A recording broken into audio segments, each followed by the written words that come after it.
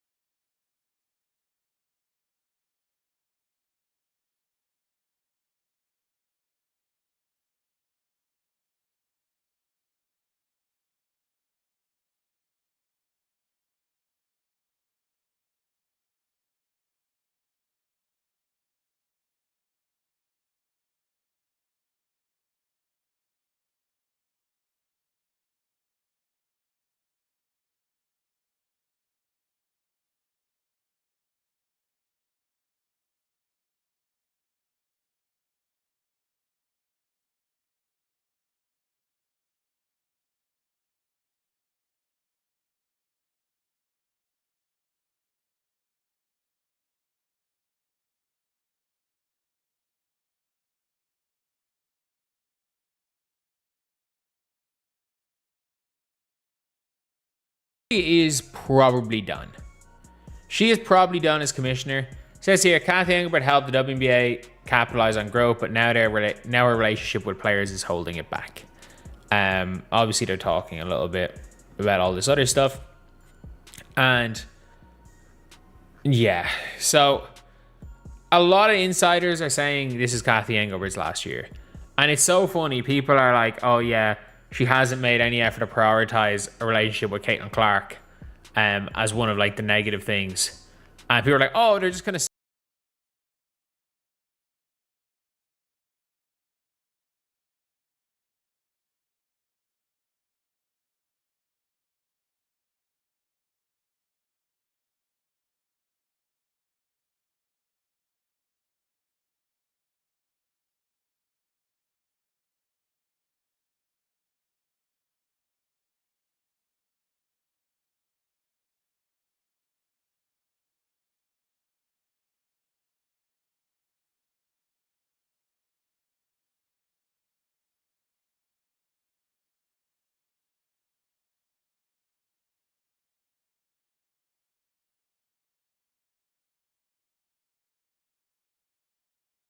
People are calling out Cathy Engelbert, man, saying she's just not fit for the job. It is getting crazy for her. Let's listen to what, I think her name is Courtney. Let's listen to what Courtney had to say right here. Engelbert has turned the WNBA into a mechanism for political discourse that goes off the rails instead of it being a sports engine.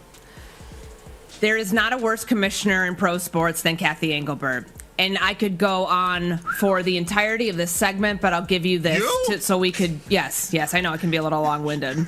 The Dan Patrick thing, canceling the interview, saying that her PR arm told her that it wasn't a good idea. Well, you are the commissioner of the league. You can decide to go on and face tough questions. If you want your league to be taken seriously, stand out in front of some of the discourse that's going on around your league. You've allowed Caitlin Clark to become hijacked in narratives that have nothing to do.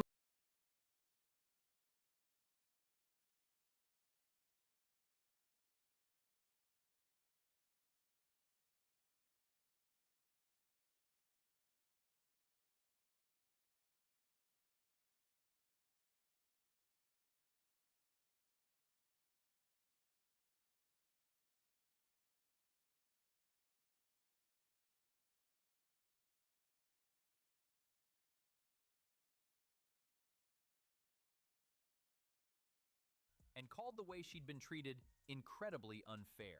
that says that the 2026 season will be Kathy's last season. Alexa Philippou said conversations with more than 20 stakeholders in and around the WNBA offer a general belief that for as much business growth as Kathy Engelbert has overseen, she's not the right person to navigate the demands of the league, the demands that the league currently faces, and what its stakeholders now need.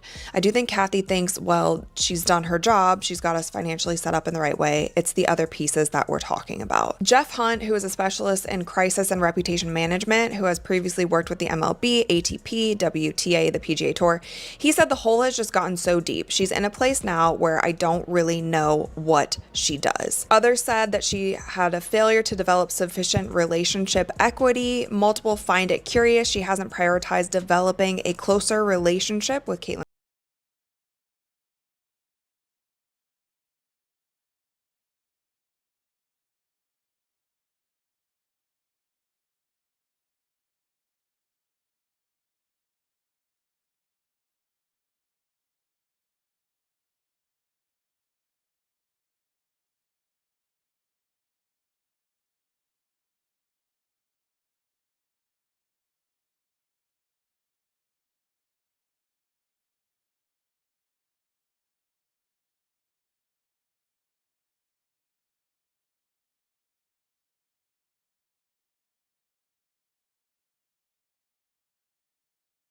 The fact that players like Caitlin, Angel, and Paige, who are clearly driving massive revenue for the league, are making so little for their first 4 years.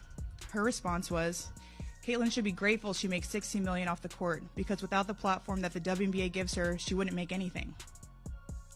And in that same conversation, she told me, players should be on their knees thanking their lucky stars for the media rights deal that I got them. That's a mentality driving our league from the top. We have the best players in the world. We have the best fans in the world. But right now, we have the worst leadership in the world. If I didn't know exactly what the job entailed, maybe I wouldn't feel this way. But unfortunately for them, I do. We serve a league that has shown they think championship coaches and Hall of Fame players are dispensable, and that's fine, it's professional sports. But I will not stand quietly by and allow different standards to be applied at the league level.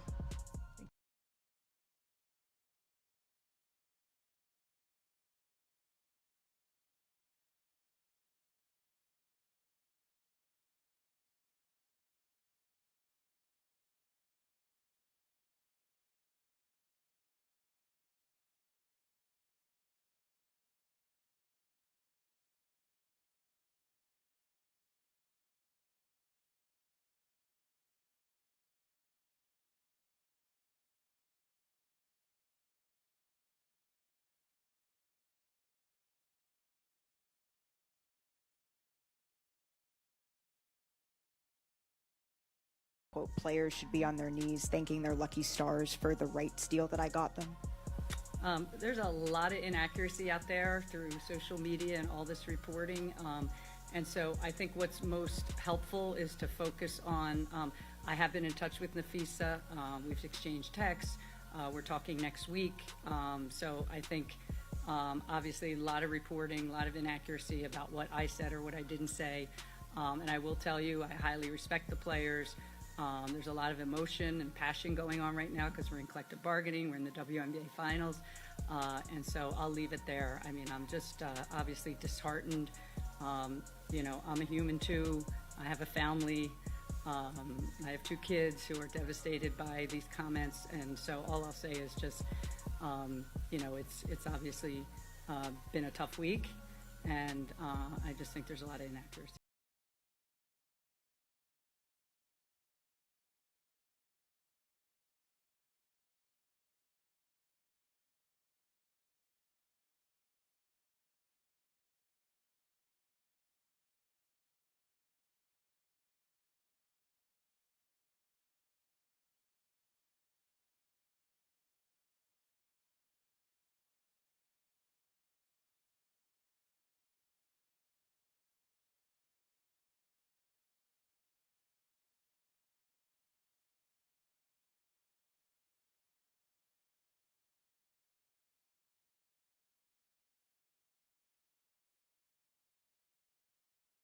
This is your final year.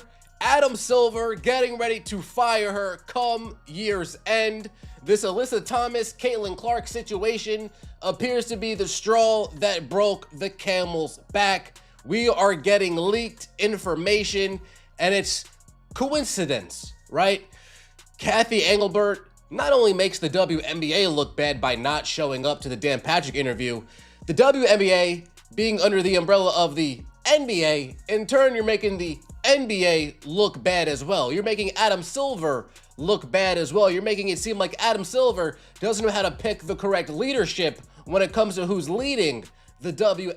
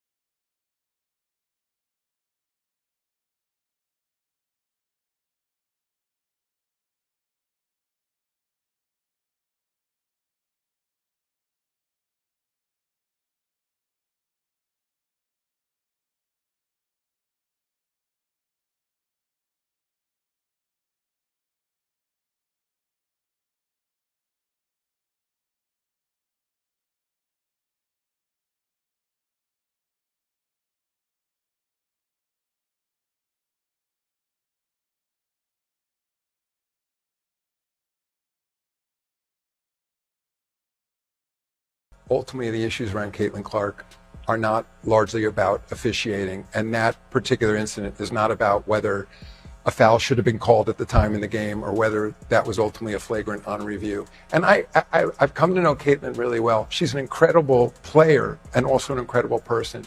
And she wants to focus in. And she's become a bit of a political football in this country, and I think it's incredibly unfair to her. I don't think that issue is ultimately about officiating. It's sort of, it's become political ping pong with her, and she's a young woman who's trying to improve her game, focus on being the best player as she can, and I don't even think it's fair to her. Entirely different league starts publicly defending your player in your league, adding that he didn't think it was fair to Clark or to Engelbert to turn one flagrant foul.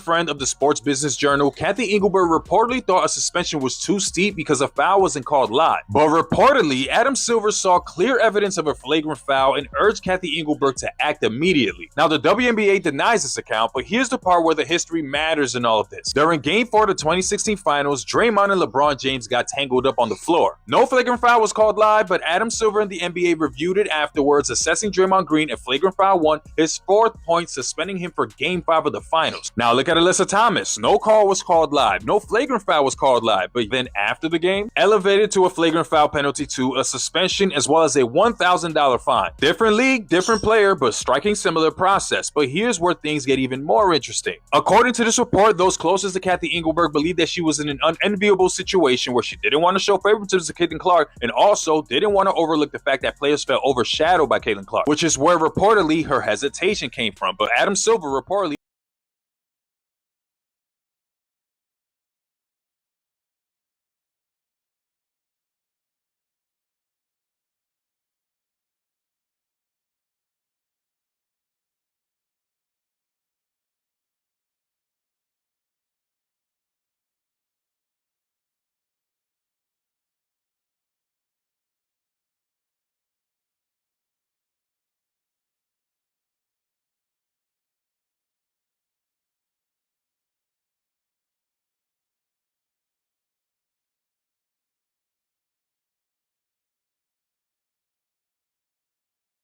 Like, I think that's really important, but at the same time, relationships are really important to me, and I think we can always improve in that area. I think that can improve a lot of things. I think communication can improve overall. Me and Adam have a great relationship. I know he was here tonight supporting us, so that was great to see. And I think we can just probably continue to improve in that area. And like I said, like, communication and relationships solve a lot of issues. Adding that he didn't think it was fair to Clark or to Engelbert to turn one flagrant foul, and called the way she'd been treated incredibly unfair. He was careful with his words.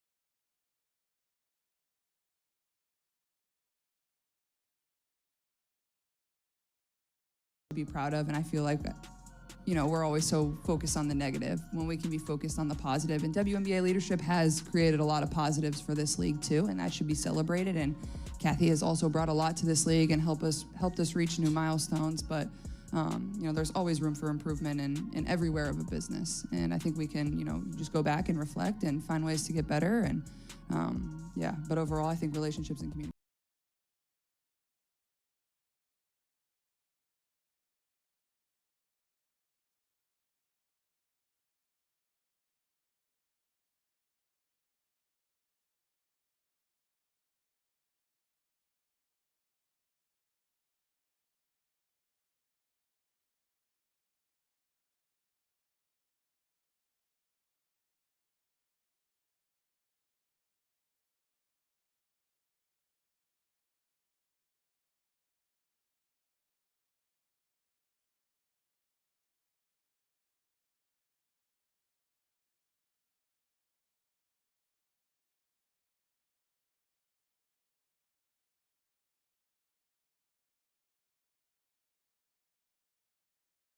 Be Kathy's last season, and we've talked about this in previous episodes, and we also talked about this during the whole CBA thing. It was a disaster, and Kathy has done a lot of incredible things for the WNBA, and a lot of things that I personally have heard that have gone on behind the scenes that we actually don't see publicly. Like, she's done a lot to make sure that this league stays afloat, but again, it seems like it's more from the business side and not so much the relationships that she builds with players. And there have constantly been more and more players coming out and saying that they don't have a relationship with her and she's not doing great and things need to be better. And I do think that there has been just so many fires across the WNBA that haven't been put out quickly enough. Like, the PR hasn't been great, the marketing hasn't been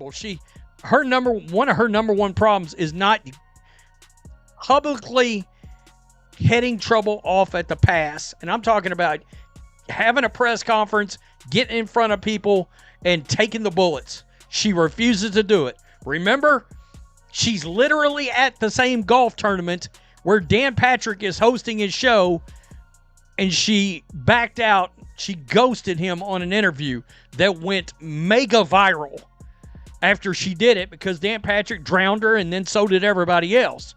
She refused to take responsibility.